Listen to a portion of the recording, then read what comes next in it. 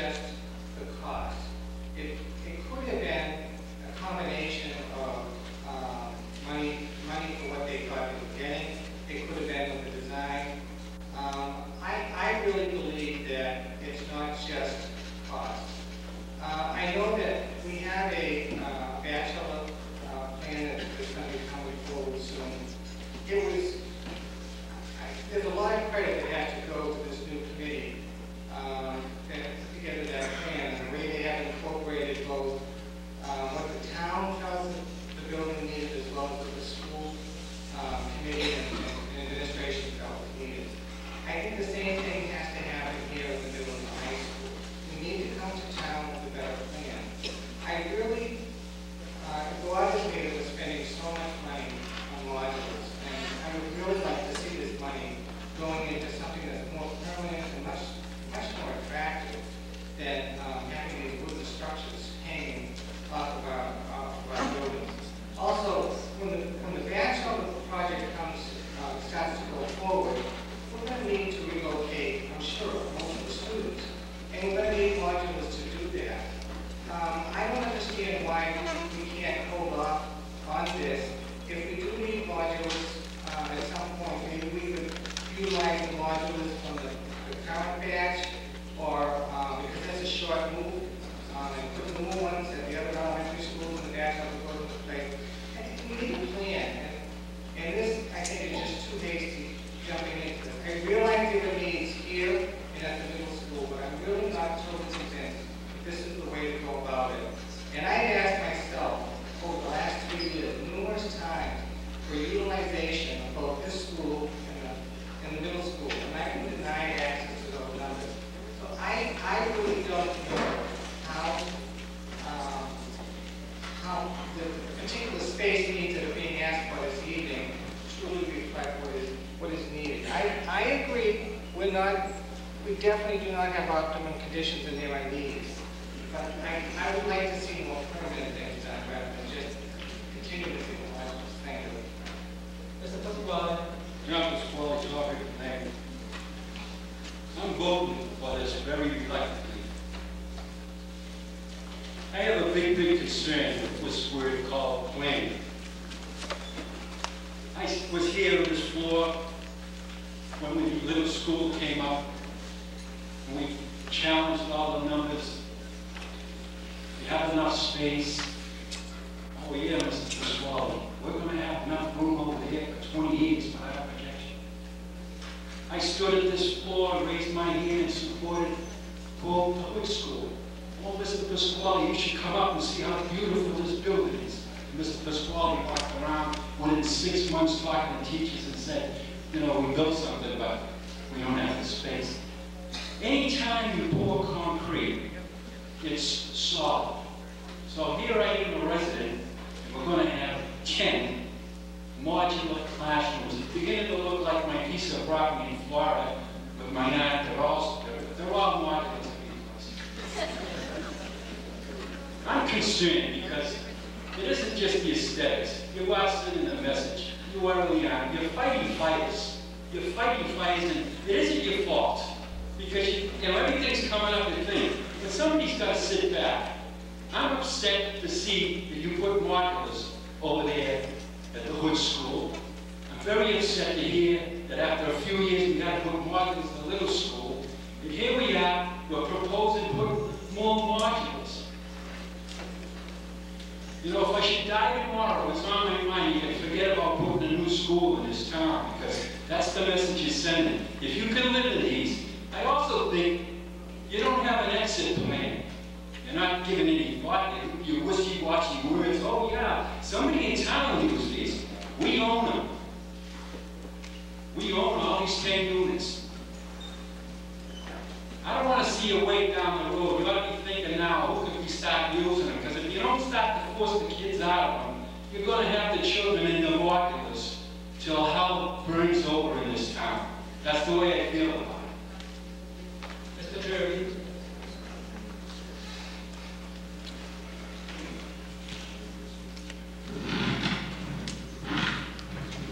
Steve Jervy, 21 Woodland Drive. We brought a plan forward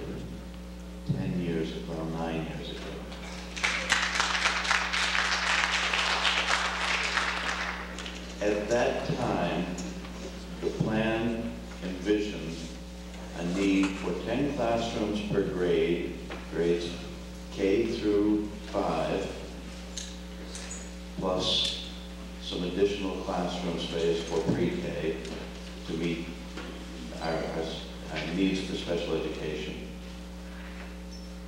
It envisions 3 classrooms per grade at the little school, 3 classrooms per grade at the Hood School, 4 classrooms per grade at what was then proposed as a school at Swan Pond.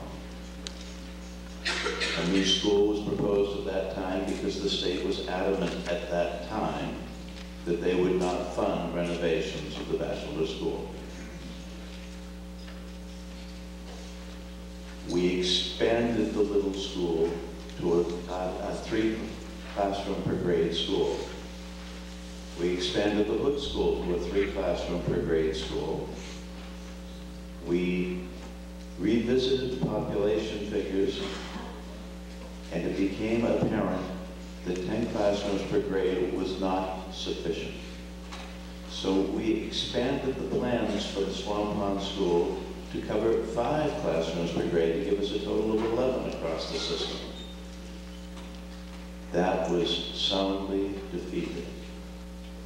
We've gone back to look at renovations at the Batchelor site, and if we are lucky, we will be able to fit 4 classrooms per grade into that site.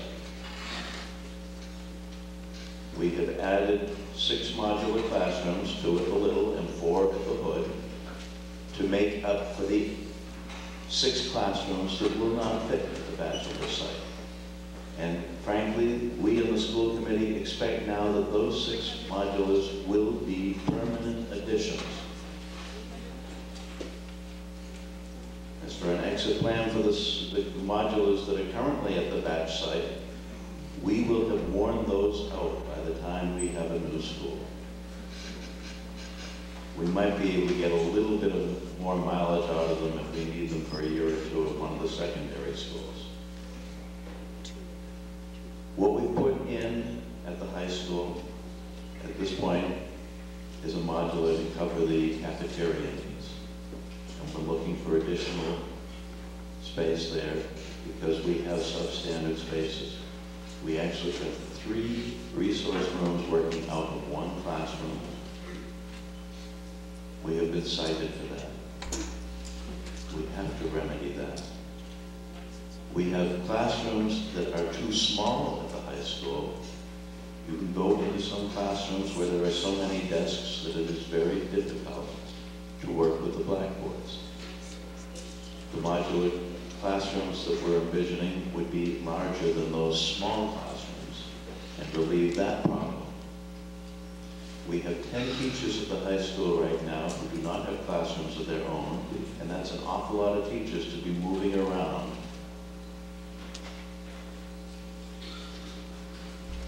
They don't get to work, you know, at the very least, you would like them all to be working in a classroom that was used for their subject area. They can't even do that. So they have to take all of their teaching materials and move them around in carts all the time.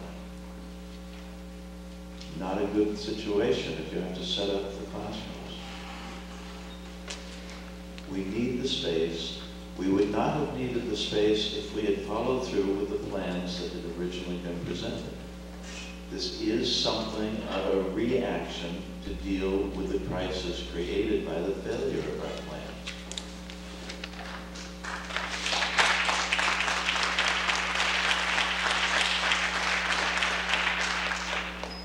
Thank you, but I'm really not thrilled about having to justify anything by failure. Some of the criticisms have been that we have not provided utilization data. I resent that because I stood here and provided that data at the last town meeting, and it has certainly been offered at this podium and is available to anybody who wants it. We are utilizing the high school extensively right now. We are using the middle school more extensively. There are people working out of closets in the middle school right now, literally, with ventilation that is only adequate if the doors are kept open, and yet they have to test people for special needs. They have to give speech therapy in those closets. We have got to relieve these problems. And given the climate and the intimations that the voters keep giving us, our current plan is to present a bachelor renovation in October. A year later, if God willing, the heating system survives that long, we will come back with a middle school, and the year after that, we will come back with a high school. And God willing, the modulars that we're proposing tonight will tide us that long. So if we don't even come back to you for 2.5 years for the high school renovation, it's going to be 4 years before it's ready. Please support this. Mr. Smith? Thank you, Mr. Moderator. I don't believe anybody's questioning the need for the modular classrooms. I think the question is the funding source. And I totally agree with Mr. Gallagher, the funding source. Because if you look at what we did in Article 12, we bonded for 20 years, $400,000. Now we're going to bond $1.4 million in a 10-year period. And the reason for that is because they originally were going to bond it for 5 years, as Mr. Jones said. And the reason they couldn't bond it for 5 years is because there's already a modular classroom program in place. So that eliminates under the law, that you can't bond for another 5-year program. So that's why we're going to 10. Coupled with the fact that if they go, the only way they could go to 10 is to put these cement foundations underneath the modular classrooms. My question number one is, if in fact you're going to go through all the foundation procedures, why wouldn't we go with really well-constructed buildings instead of going with modular classrooms, number one? Because I think the cost is going to be the same or less. My second question is, the finance committee, I guess, if in fact you're trying to bond $1.4 million over a period of 10 years, the amount of money that's going to be required to go into the bonded debt account is going to take away from our operating budget next year and for the next 10 years. And when you put these modular classrooms online, you're going to need more teachers. So the availability of funds is not going to be there for the teachers to want these funds. And that's why I think Mr. Gallagher's point is well taken. If we had gone with an override, I personally believe that the need was there. And I think the community probably agreed with the need was there, but you could have bonded it for 20 years and you would have had money in the operational budget for the teachers. And my last question is, you got $1.4 million for the principal. What is the total interest and principal for these modulars? And I guess I just think it would have been wiser to go for an override as opposed to bonding for 10 years. But you're going to find yourself in an awful mess in the coming years financially. Thank you. Mrs. Rockman? I can address the question on the interest rate. We'll have to get the Finance Committee to figure that out. But I would like to make it perfectly clear that we will not need to hire new teachers to fill these classrooms, because these classrooms are needed to meet today's needs. It's to meet substandard spaces and to take care of where our kids are now. Yes, over the next couple of years, the school committee does intend to increase our staffing and increase the programs here in North Reading. That will require additional teachers. But regardless of that plan, we need the spaces today. And these spaces will be online in September of '04, not in 2 years. We need 1 year. And they will be placed on footings. And because they will be on footings, they are considered a permanent structure, and based on that only can we bond for 10 years. We're going to 10 years.